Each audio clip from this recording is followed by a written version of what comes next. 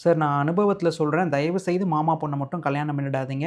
உறவில் கல்யாணம் பண்ணால் நிறைய சிக்கல் பிரச்சனை வரும் அப்படின்னு நீங்கள் சொல்கிறீங்க, அப்படின்னு நிறைய புலம்புறீங்க அப்படின்னா, அதற்கும் வீட்டு வாஸ்துவிற்கும் என்ன சம்மந்தம் அப்படிங்கிறத ஒரு சில விளக்கப்படங்களுடன் நாம் வந்து உங்களுக்கு கொடுக்க இருக்கோம். இந்த வீடியோவை பார்த்து முடிக்கிறதுக்குள்ளே நீங்கள் எல்லாருக்கும் இந்த ஒரு சந்தேகம் இருக்கும், சார் எனக்கு சொந்தத்தில் கல்யாணம் முடியுமா, எது பெட்டராக இருக்கும் இப்படின்லாம் நீங்கள் வந்து பொதுவாக உங்களுக்கு எல்லாருக்குமே ஒரு கேள்வி இருக்கும் இல்லையா? அதற்கான பதிலும் சேர்த்து குறிப்பாக மாமா உறவிற்கும் உங்களுக்கும் என்ன சம்மந்தம், உங்கள் வாழ்க்கையில் உங்களுடைய மாமன் உறவு நீடித்திருக்குமா இருக்காதா அப்படிங்கிறது எல்லாத்தையும் நம்ம வந்து கலந்து பார்க்க இருக்கோம். சரிங்களா?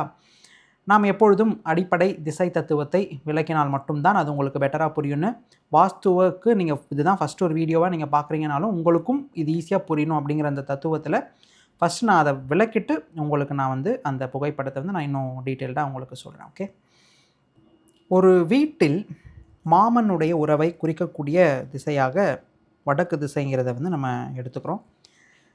நீங்கள் உடனே கேட்கணும், சார் எந்த அடிப்படையில் எடுக்கிறீங்க, ஏன் வடக்கு திசை எடுக்கிறீங்க, why are you taking north zone, what about the other zones, மற்ற ஜோன்லாம் நீங்கள் ஏன் எடுக்கல அப்படின்னா, ஜோதிட ரீதியான காரகத்துவங்களை சற்று கொஞ்சமாக புரிஞ்சுக்கிட்டால் இங்கே போதும். உங்களுக்கு ஜோதிடம் தெரிந்திருக்க வேண்டும் என்கின்ற அவசியம் கண்டிப்பாக இல்லை. வாஸ்துவினுடைய சாராம்சமே அதுதான். ஜோதிடத்தை வந்து நீங்கள் கற்றுக்கொள்ள வேண்டும் என்றால் அதற்கு நிறைய காலத்தை வந்து நீங்கள் செலவிடணும்.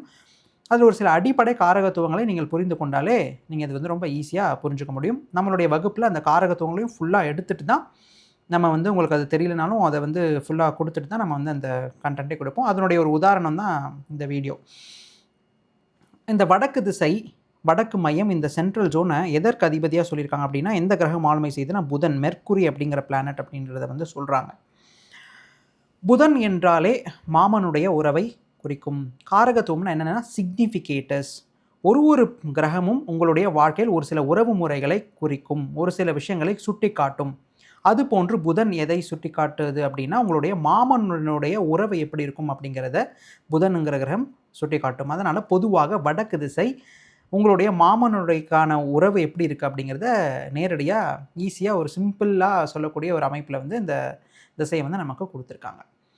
சரி, இதை நம்ம ஏன் பார்த்தோம் அப்படின்னா, ஒரு சிலருக்கு நீங்கள் பார்த்துருப்பீங்க அப்படின்னா, சின்ன வயசுலேருந்து மாமாவோட சப்போர்ட்டில் அரவணைப்பில் வளர்ந்து எல்லாம் பண்ணி மாமா பொண்ணையே வந்து ஒரு சிலர் கல்யாணம் பண்ணுவாங்க, இல்லை கல்யாணம் பண்ணாமலேயும் போவாங்க. பட் மாமாவுக்கும் அவங்களுக்கும் ஒரு நல்ல உறவுங்கிறது வந்து இருந்து கடைசியில் மாமாவுக்கும் இவங்களுக்குமே ஒரு ஈகோ கிளாஷ் வந்து, எந்த மாமாவினால் அவர்கள் வளர்க்கப்பட்டார்களோ, எந்த ஒரு மாமா வந்து அவங்களுக்கு ஊன்றுகோலாக இருந்தார்களோ, அவர்கள் மூலமாகவே சில இன்னல்களை சந்தித்து, அவர்கள் மூலமாகவே ஒரு சில அவமானங்களையும் எதிர்ப்புகளையும் சந்தித்து வாழ்க்கையில் எவ்வளவு உயரம் அடைந்தார்களோ அதே வேகத்தில் ஒரு சரிவை அடைகின்றார்கள் என்றால், அவர்கள் வீட்டில் வடக்கு திசை என்பது அதிகமாக பாதித்திருக்கக்கூடிய ஒரு அமைப்பில் தான் இருக்கும் என்பதை மிக அழுத்தமாக இந்த வீடியோவில் வந்து நான் சொல்லிக்கிறேன்.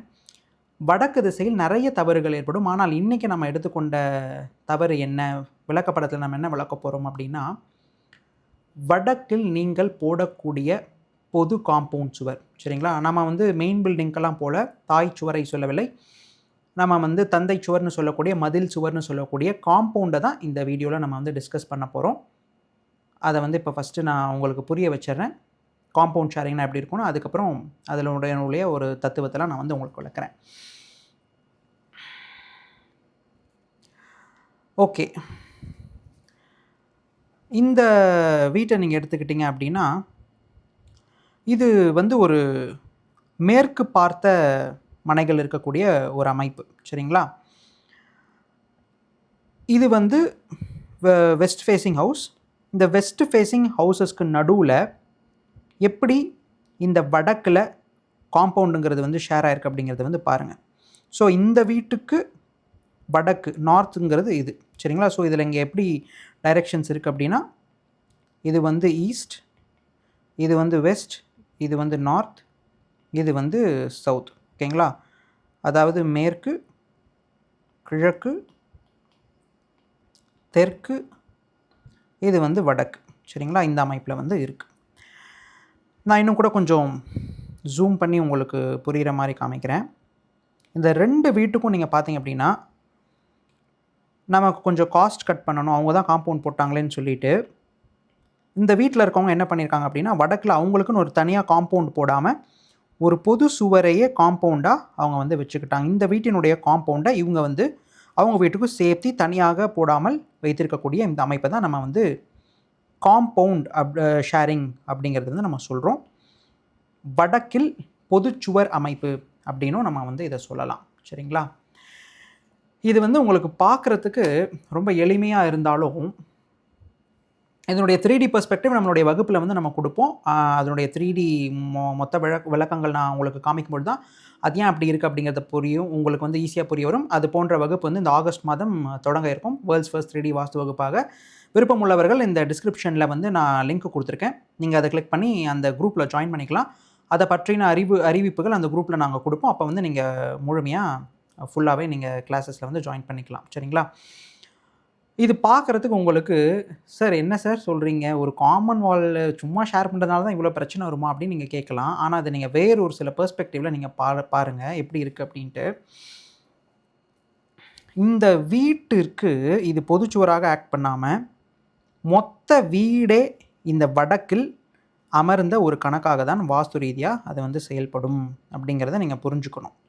சரிங்களா? ஏன்னா இங்கே வடக்கில் இவங்க என்ன பண்ணலை, அவர்களுடைய எல்லையை இவர்கள் தீர்மானிக்கவில்லை.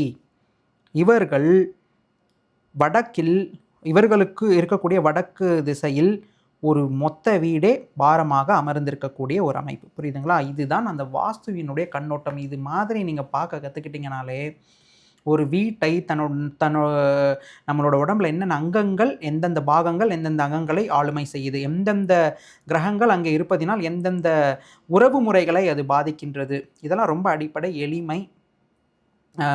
ரொம்ப ஆஸ்ட்ராலஜி தெரிஞ்சுக்கணும் இல்லை, ஒரு 15% 10% ரொம்ப இன்ட்ரோடக்டரியாக. இப்போ ஒரு சந்திரன்னா அம்மா, சூரியன்னா அப்பா, புதன்னா மாமா, இது வந்து நம்மளோட உடல் ரீதியாக நமக்கு என்னென்ன அங்கங்கள் அது தீர்மானிக்குது. வடக்கு திசைனா நமக்கு எந்த உடம்பில் இருக்கக்கூடிய எந்த சைடு அது வந்து ரூல் பண்ணுது, நம்ம லெஃப்ட் சைடா ரைட் சைடா, இவ்வளோ தான். இது மாதிரி பேசிக்காக அதை நம்ம அண்டர்ஸ்டாண்ட் பண்ணிக்கிட்டோம்னாலே ரொம்ப ஈஸியாக புரிஞ்சிடும்.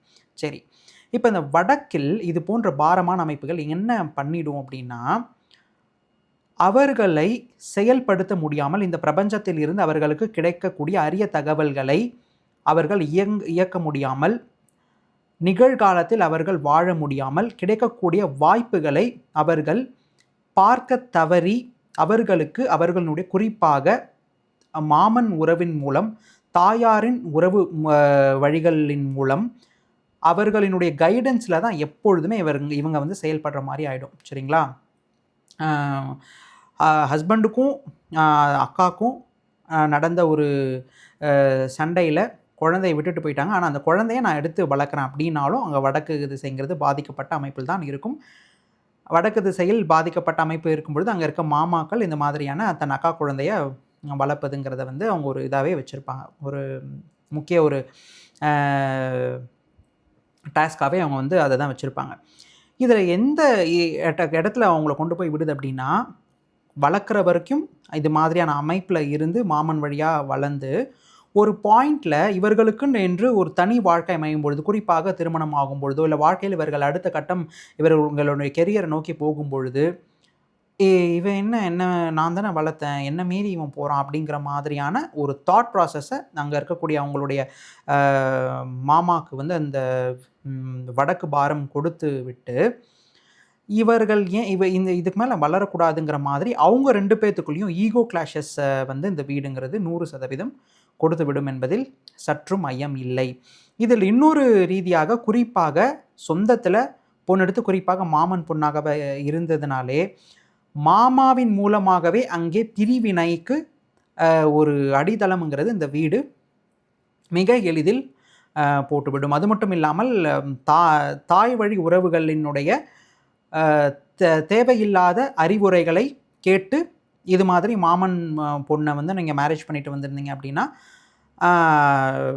அவங்க வந்து இந்த மாதிரியான விஷயங்களுக்கு செவி சாய்த்து உங்களை வந்து நம்பாமல் உங்களோட வாழ்க்கையிலிருந்து உங்களை மீறி உங்களுடைய அம்மாவசம் இருக்கக்கூடிய உறவுகளுக்கு வந்து சாதகமாக போயிட்டு மாமா தன்னுடைய அப்பா, அதாவது உங்களுடைய மாமாவினுடைய பேச்சை கேட்டுக்கொண்டு உங்களை விட்டு விலகி விடுவார்கள் சற்று காலம் கழித்துங்கிறது தான் நிதர்சனமான உண்மை.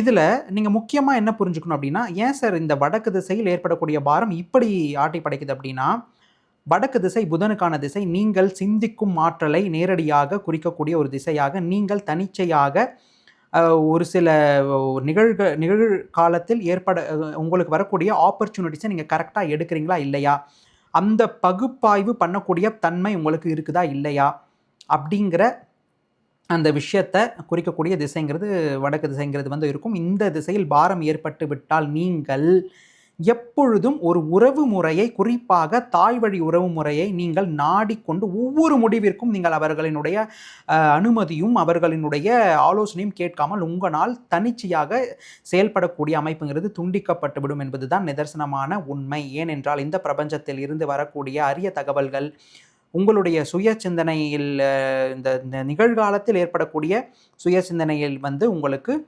சீராக இருக்காது. கிழக்கு திசை என்பது எதிர்காலத்தை குறித்து நீங்கள் எடுக்கக்கூடிய முடிவில் வந்து நீங்கள் சீராக இருக்க மாட்டீர்கள் என்பது கிழக்கு திசை. ஆனால் வடக்கு திசை என்பது நிகழ்காலத்திலே உங்களால் இயங்க முடியாத ஒரு சில அமைப்புகளை கொடுத்துவிடும். உங்களால் எந்த ஒரு முயற்சியும் எந்த ஒரு ஆப்பர்ச்சுனிட்டிஸையும் உங்களால் கன்வெர்ட் பண்ண முடியாது அப்படிங்கிறது தான் நிதர்சனமான உண்மை. சார் என்ன சார் சொல்கிறீங்க, ஒரு கட்டிடத்துக்கு இந்த மாதிரிலாம் வல்லமை இருக்குதா அப்படின்னா, நான் சொன்ன இந்த விஷயம் உங்கள் வீட்டில் இருக்குதா நீங்கள் கொஞ்சம் யோசிச்சு பாருங்கள். நான் வந்து ஏன் இதை சொன்னேன் அப்படிங்கிறத வந்து உங்களுக்கு புரிஞ்சிடும். இது மட்டும் இல்லாமல் இது போன்ற வீடுகளில் கண்டிப்பாக இஎன்டி சார்ந்த பிரச்சனைகளுங்கிறதும் இருக்கும். அதை வந்து நாம் இன்னொரு வீடியோவில் இது ஏன் வந்து இஎன்டி சார்ந்த பிரச்சனைகளை தருது, குறிப்பாக உங்களுடைய இடது பக்கம் உள்ள காதுகளுக்கும் வடக்கு பகுதிக்கும் இப்படி நேரடியாக தொடர்பு இருக்குது அப்படிங்கிறதெல்லாம் நம்மளோட வாஸ்து வகுப்பில் நம்ம நடத்த இருக்கோம். அதெல்லாம் நீங்கள் புரிஞ்சு கொள்ளும் பொழுது ஏன் எனக்கு இப்படியெல்லாம் இருக்குது, இதை நம்ம என்ன மாற்றினா இதெல்லாம் சரியாகுங்கிறத நீங்களே வந்து ஈஸியாக புரிஞ்சுக்கக்கூடிய ஒரு தன்மையில் வந்து வந்துடுவீங்க. சரிங்களா? இது போன்று நிறைய வீடியோஸ் வர இருக்குது. டிஃப்ரெண்ட்டாக, அதாவது உறவு முறைகள், டிஃப்ரெண்ட்டாக ஹெல்த் ரீதியான விஷயங்கள், நீங்கள் வாழ்க்கையில் அன்றாட சிந்திக்கக்கூடிய எண்ணங்கள், இதற்கும் வாஸ்துவிற்கும் என்ன சம்பந்தம், வீடு எப்படி இந்த ஆளுமையை செலுத்துது, இதற்கான கோர் லாஜிக்லாம் என்ன, எல்லாமே வந்து நம்ம கொடுக்க இருக்கோம். தொடர்ந்து இணைந்திருங்கள். அடுத்த வீடியோ வரும் வரை உங்களிடமிருந்து இனிதே விடைபெறுவது உங்கள் பாலன்.